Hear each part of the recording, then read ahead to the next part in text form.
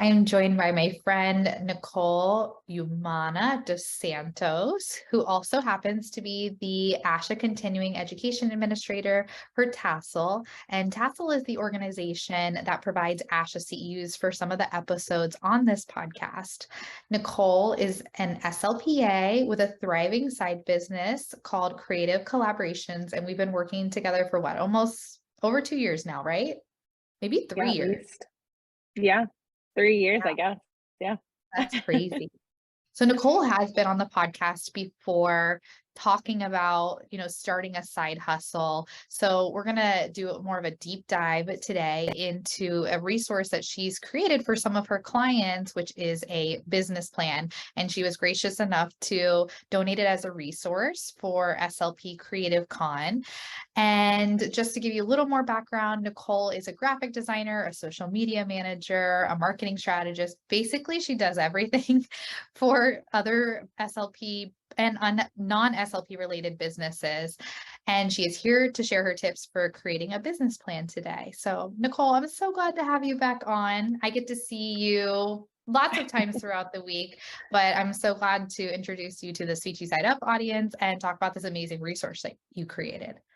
Yeah, thank you. I'm happy to be here, and I'm also happy to go through, this resource because I have gone through this process and shared it with so many different people in the past, so to be able to do it and make it specialized for, the event coming up is really a privilege. Yay, I'm so excited. So just to give everybody a little bit of a background, SLP Creative Con was really geared towards SLP entrepreneurs and creators. I feel like there is a lot of business information out there, but not really geared towards our field. And there are a lot of actual SLPs who have kind of stepped into this realm of building a business. You've got Jenna, who helps people build private practices. You've got Sarah from Social Moguls, who helps people with their social media. You've got Kristen from Kiwi Speech, who helps people with their marketing materials, and the list goes on. And many of those we are actually having speak at SLP Creative Con. So I know it's a very new concept to this field, but we are trying to bring all of this together to help people who are interested in starting a business or to grow their business thrive. So let's dive into this business plan today, which is available for everyone that signs up for SLP Creative Con. So this is the first page, right? And it's called the Executive Summary Brain Dumps. So what is that? So pretty much when anybody has an idea, this is what I wanna do, this is my business idea, it almost starts overwhelming you as to all the things that you're going to do. So the executive summary brain dump is supposed to help you just get the ball rolling, get those ideas out of your head onto paper, and to really understand the most important question here, which is what is your why? Why are you starting this business? Why do you feel passionate about this? And the reason doesn't really have to be big or small. It can be I want to spend more time with my family, and that's my inspiration and my reason to do this. Or it could be, I see a huge deficit in our field, and that's why I want to be a leader in XYZ. So, this page here is really to help you take your vision, realize what your why is so that you can always go back to it. There's always going to be different ups and downs when you're in business. So, you really need to have that clear vision of your why to refer back to when maybe you lose some of that zeal at some point. Um, so then you kind of go on to a general outline of what you want to do in your field. It's important to also in this process to do some research, right? So who are your competitors or who are other people in the field that are doing something similar to you? How can that help you figure out how you want to be a little different, how you want to stand out a little bit, get that general idea. You don't have to have all the specifics, but a general idea of, what your finances are when you're starting. Are you starting out with some seed money? Are you starting out with no money at all? Just kind of those general basics that you're gonna have at the beginning. And that can always change, but this is just to help get all of those ideas out on the paper. Basically organize all of it, right? Yeah, exactly, exactly. And to help you also realize if this is what I'm thinking about, where do I need to do that research? Where do I want to scale really fast? Is that like one of your goals? Maybe you have a goal of like, I really would like to hire a VA in so many months because like my vision is to have a more than just me and my business. But is that something you need to like do research into? Do you need to look at like what like Fiverr or Upwork, what's on there, or what people are out there, what they charge, those kind of ideas. Or, maybe you need to do more research in the fact that there really are these two companies who are doing the same idea as you, and like how are they really compelling their audience to sort of buy into their business. So how can you kind of think about that in your own vision on how to incorporate that into your why or into your, I guess, vision of what you want to do. Yeah, no, it makes sense. And if anybody is struggling with like figuring out what their why is, there's a really good book by Simon Sinek called Start with Why. Have you read that one, Nicole? I have not, Oh, but it's I a should. good one. I highly Good. recommend. Yeah. And then what about you? Do you mind sharing your why? Like, is that something that you wouldn't mind sharing publicly?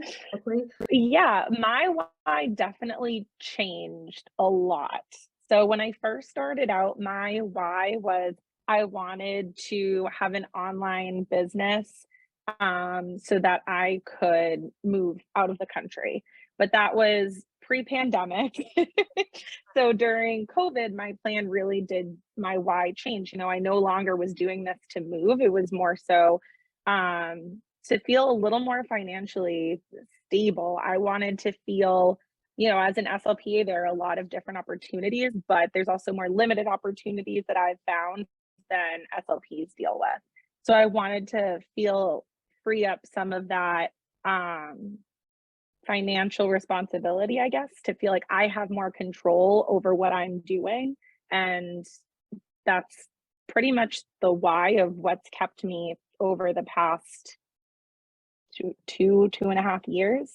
Um, and I guess at this point, it really has even pivoted a little more where I love having that financial freedom or that flexibility in my schedule for my family. I take care of my parents, I take care of my own family. So I love my why is really so that I can have the best situation um for my schedule. Yeah, no, that makes sense. It's like a perk that you didn't even anticipate coming in. And I'm in the same boat as you. My why has definitely changed over time. And now that I have Liv, a toddler, it is like so much stronger. The idea that I want my schedule to be flexible. I need to, you know, have flexibility in where I work, the hours that I work. She gets sick. Babysitters don't show up. Like it has never been more crucial until now. But my wife for Tassel specifically and PG setup were very different because those were really geared towards the field of speech language pathology and finding a gap in our field and trying to improve that gap, like for speech language pathology or for the podcast specifically, like there were not a lot of podcasts for speech language pathologists when I started. I think I was like the second or third one. So that was a huge why being able to disseminate information. Like I love, love, love learning. I know you do too, and wanting to like make sure that everyone else got the same information as well. So that was really the impetus behind the podcast. And then with the pod courses, the strong why came from being really tired of having to catch up on CEUs and not enjoying it at all and kind of scrambling until the last minute. Whereas people were listening to the podcast, enjoying it on a regular basis, like why not be rewarded for that as well? So that was like my strong why for Tassel too. So I feel like that's where it started. It's definitely changed over time, which is kind of cool too. But it is important, I think, to do a brain dump like this because sometimes you can get lost in what your why is, especially when you're getting self-doubt or you get competitors. It's like going back to what the original why was that got you like passionate about it in the first place. Yeah, exactly. Like it's kind of how you're saying, like I really feel like that ups and downs over the years or the months, or maybe you get a lot of clients or you're doing a lot of work or selling a lot of products, whatever, but there's always going to be that like go and or lull every now and then. And that's when you're going to really need to like remember like why did I get into this in the first place?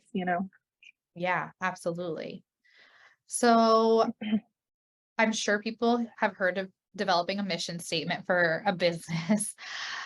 I'll tell you a little story. So when I was like starting Tassel, I hired a business coach on Upwork.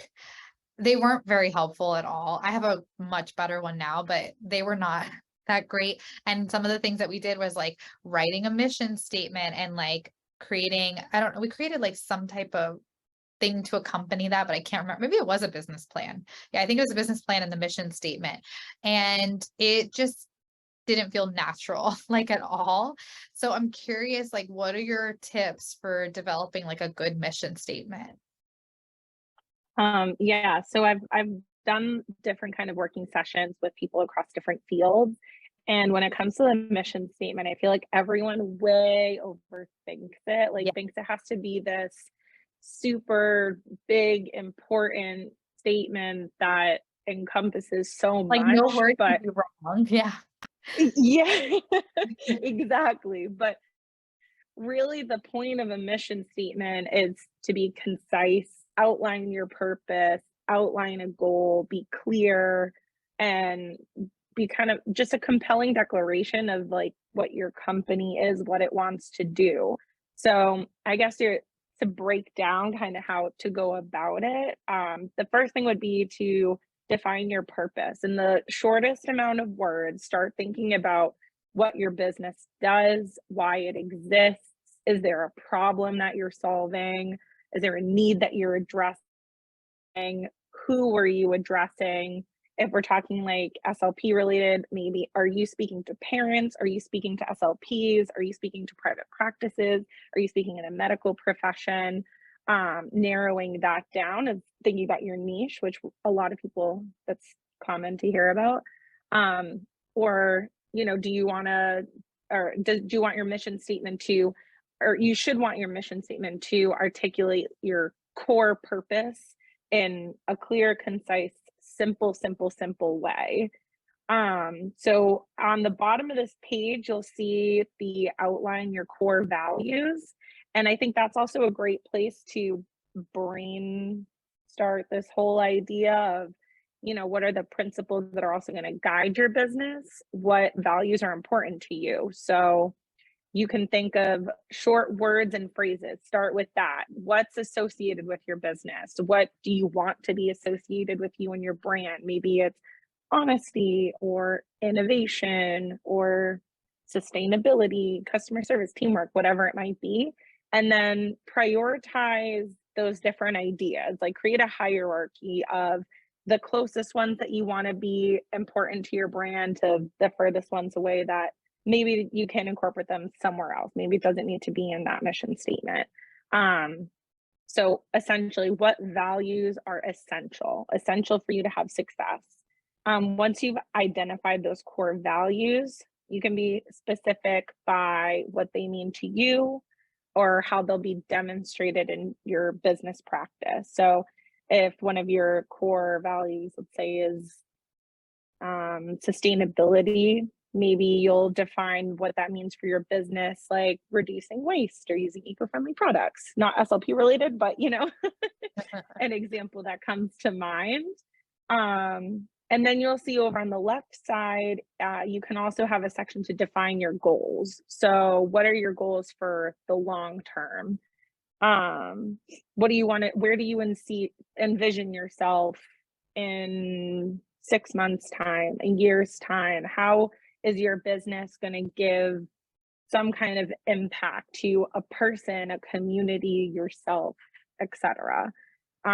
So once you kind of have all of those ideas, you should be able to see where you're going with it. You should be able to kind of pull it all together to find something concise. Some like good examples I can think of too that kind of don't overthink it. If you think about Google, like what's the point of Google? Like everybody uses Google every single day, but their mission statement is to organize the world's information and make it universally acceptable and useful. So I think it's really good they have like generally just what they do, why it impacts your everyday life, and those really good keywords of it's making it universally accessible. So I think those are some good points that can kind of get you started. And I feel like when I go through these sessions with different clients and they start just like writing down like what's important to them and those values, etc., like the mission statement kind of builds itself. Makes sense. It almost seems like I love like Google's just hearing that one. It's so concise and it's exactly like what they do. That's amazing how they're able to like narrow it down so much. But it sounds like they're talking about like the what, the why, and maybe like the how a little bit with some like buzzwords in there too. So Yeah. that's super helpful. And I was going through my core values for my business while you were kind of talking about that. So I wanted to give them as examples for Tassel, the continuing ed company specifically. And I want to hear your thoughts on this if you agree with it since you've been with Tassel from the beginning. I was thinking community, because we're really big on like not making SLPs feel more isolated, trying to connect them with other SLPs in the field. We have like our discussion groups. So we're really big on like community convenience, like being able to earn CEUs wherever they are, at the gym, at the beach, the nail salon, making it affordable. I would say that there are lots of certification programs out there that can be very expensive. There are free continuing education courses as well. We give free continuing education certificates for some of our courses, but like finding that middle ground that makes it affordable for SLPs because we don't always make the most money. We're a very giving profession, but we do have to get these CEUs. So I would say that we've actually partnered with a couple of different school districts too that have like paid for it because it's been so affordable. And this is like not a plugin for Tassel. I'm just trying to relate it back to like our company. And then the last thing would be like engaging. I feel like that, like I was going to say fun, but fun, I feel like doesn't encompass like everything. I think engaging is probably a little bit more because our interviews are dynamic. Our courses like usually involve like two people talking, and then we try to like provide examples and resources to go along with it. Did I miss anything that you feel like Tassel also has as a core value? Um, no, I feel like the community is kind of like was one of our first like big reasons why Tassel kind of came to be the way it was. And like even now is one of our pushing reasons to get like SLPs together so that they can learn together, so that they can learn from one another. Um, yeah, and engagement. Yeah. All right, perfect. I'm like, maybe I just literally thought about it on the fly. So I'm glad that we're like on the same page. I think that says a lot. Like if we are two different people and we can both agree that those are the core values of this business, then we're sticking to our values, which is really awesome. Yeah. What are some other examples of core values that other people might use for their business? That is a very good question. So one, I even thinking for myself when I was kind of going through this for my own business, personally, I always thought collaboration, bringing value, and honesty were the three that always kind of stood out for my own like design business and stuff. And that's also what I based a lot of the wording around my contracts with my clients, what I based a lot of wording for my website, and even like an exit interview. Like I really try to even get that from my clients. Like, did you feel that these three values were evident when we worked together? But some other ones I've heard, accountability was one. I've worked with a couple of people in the fitness industry, and their favorites were like accountability or diversity, persistence. I worked with some people who did some sustainability projects, and they loved core values like transparency or integrity or innovation. So I think those were some of my favorites.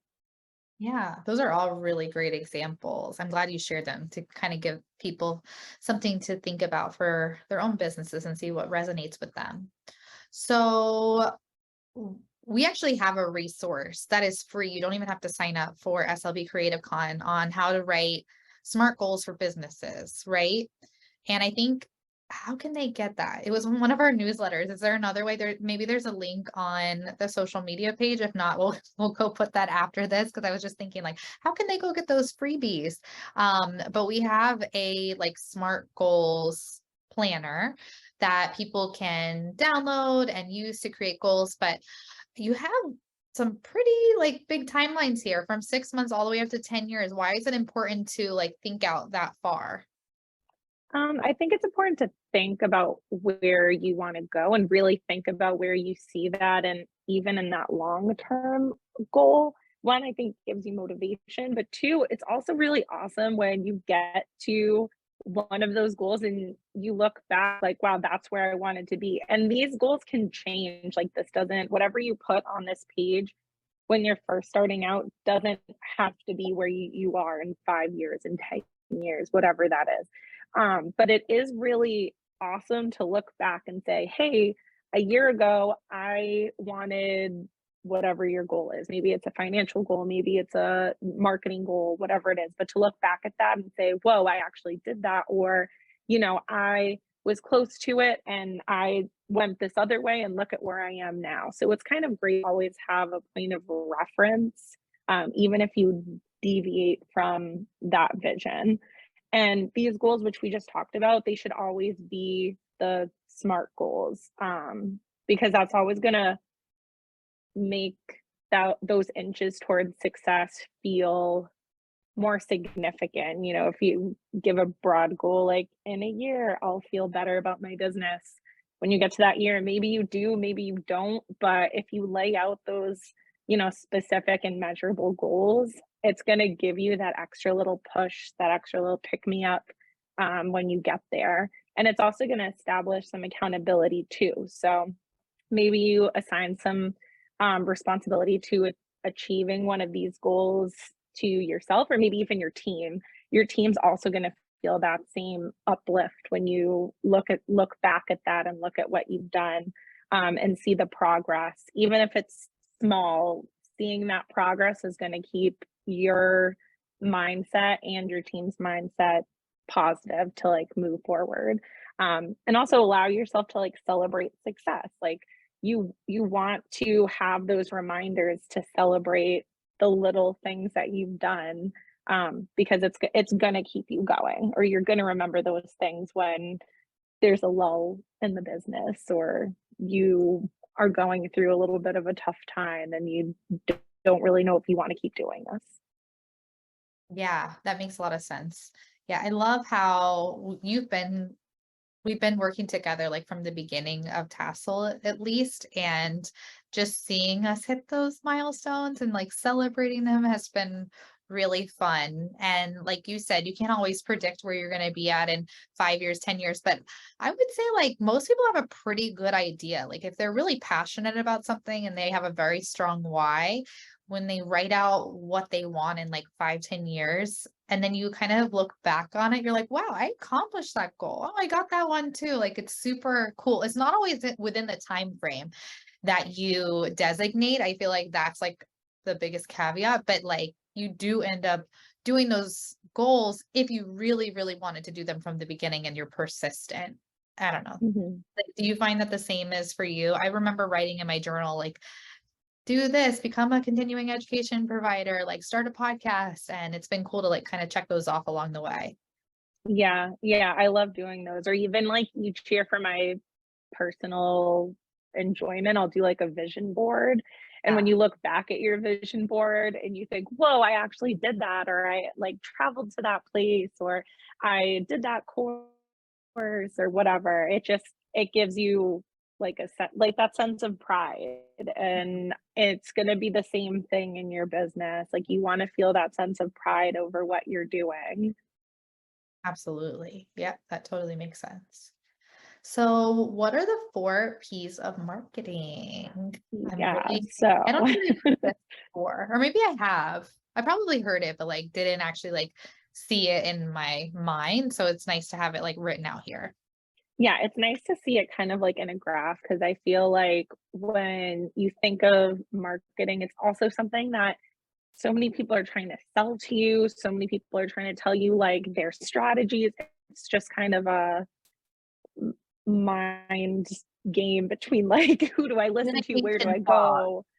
I literally just heard that Yeah. term today. It's the communication fog. Exactly. And like I even feel like there were times where I was just like doom scrolling on Instagram or on TikTok, just like looking for like what are other people doing? Why is there like this secret sauce that I don't know?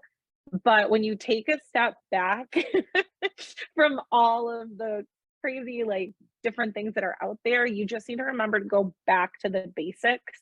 And the basics of any marketing class or whatever that I've done, I've listened to, it always goes back to product or service, price, place, and promotion. But those are the bottom line, what you should be focusing on and how you should be building any other strategy off of that, whether it's social media or other.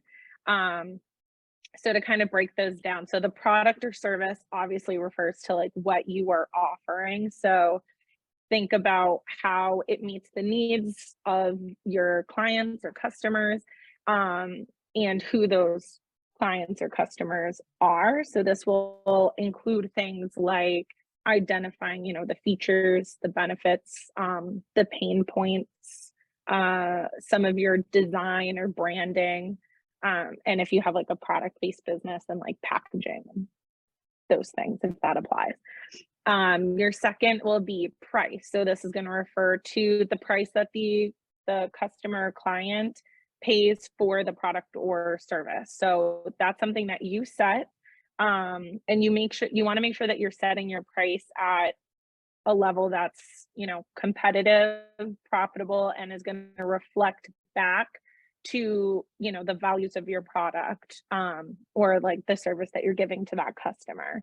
So you want to think about those factors when you're setting your price. Maybe it's cost of production, whether that's like you're making a product, or cost of production to like run your programs, your website, run I don't know, maybe you even things like you're running a Zoom account, or do you need to do Google ads, like what's built into that, your promotion, your advertising cost, and the level of demand. So that idea of competition in the market with like supply and demand. Is nobody doing this, or is everybody doing this? So you want to kind of think about those and set your price, which is also like personal to however you decide to do it. But those are the guiding factors. So the next important thing will be place. So this is going to be how people find you, the location or channel where your clients or customers are going to purchase what you're providing. So you want to ensure that your product is available in the right place, in the right time, that's going to meet your customers' needs. So that's going to like identify the most effective distribution channels. Maybe it's like you have an online store. Maybe it's your timeline of when you're getting projects done. Maybe you have products that you're putting into like brick and mortar stores, and ensuring that that product is easily accessible to your target audience. And I think place is also a super important thing to also think about when you're doing social media marketing, because a lot of times people will look at their TikTok and their Instagram and their whatever other social media, Facebook, and think I just need to put the same thing across all three platforms. But they're different places, there's different audiences that are there. The people who are hanging out on Facebook aren't the same people hanging out on TikTok. And think about how that place is going to differentiate your marketing. So what product you're putting out there, how you're promoting yourself there. And then the last one is promotion. So the tactics that we all use, whether it's, buy one, get one free, or, whatever tactics that you want to use to promote your service to your target audience, making sure that they're effective strategies that's going to raise awareness to what you're offering and differentiate yourself a little bit from the competitors. That's kind of what most promotions are supposed to do, and are going to encourage your customers to follow through with whatever that purchase is. So in essence, how you're going to curate like your customer experience, and that doesn't really matter no matter what kind of business you have. Even if you have like a private practice, like with the parents, what's their customer experience going to look like? Think about it in the same way as your brick and mortar stores or your online stores. What's going to help kind of create an experience for them that they're going to really rave about your business, want to talk to other people about it, and do kind of like that personal storytelling selling for you. So once you've kind of outlined those, I feel like you can better represent yourself and have an idea of how you want to create your marketing plan, how you want to show up on social media and what platforms you're going to use. It's going to help you create like, what Google ads do I want to run? Your Google ads could be more specialized to one niche of your target audience. They get really like minuscule. So you can think about those, or even like your email list. When you're curating your email list, how are you showing these 4 marketing strategies in email? And yeah, just thinking about how these are going to help you to connect with your audience, because that's the goal, right? Is that you want to connect with those that you're kind of curating that experience for.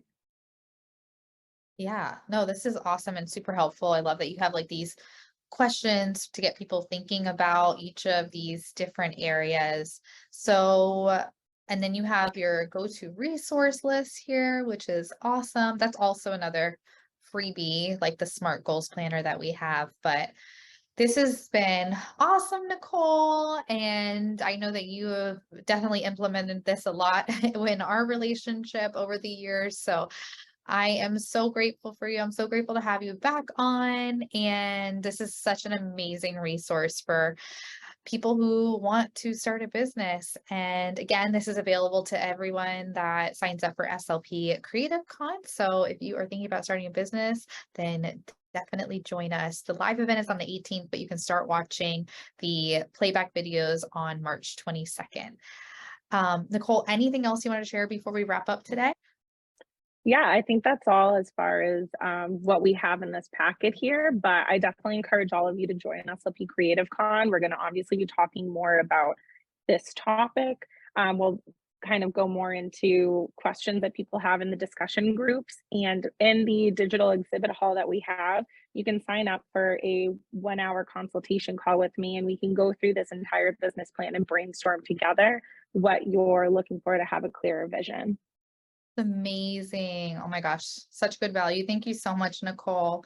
Well, as always, it's a pleasure, and I can't wait for everybody to hear this and learn your strategies for this business plan, and hopefully they'll join us so that they can get that one-on-one consult with you too. Yeah, me too. I'm looking forward to the event. All right, awesome. Bye, Nicole. Bye.